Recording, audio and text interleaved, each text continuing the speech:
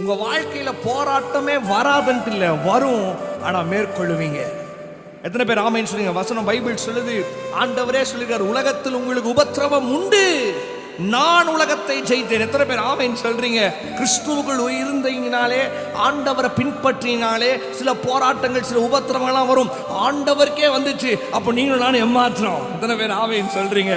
நீங்க ஆண்டவர் சொல்ற, நீ தண்ணி மேல நடப்ப, ஆனா மூழ்கி போக மாட்டேன், அக்கினியில நடப்ப, வெந்து போக மாட்டேன். 23ஆம் சங்கீதத்துல 4ஆவது வசனத்துல வாசிக்கிறோம், தாவீது சொல்றார், நான் மரண இருளின் பள்ளத்தாக்கில் நடந்தாலும் பொல்லாப்புக்கு பயப்படேன், காரணம் தேவன் என்னோடு கூட இருக்கிறார். எத்தனை பேர் ஆமென் சொல்றீங்க?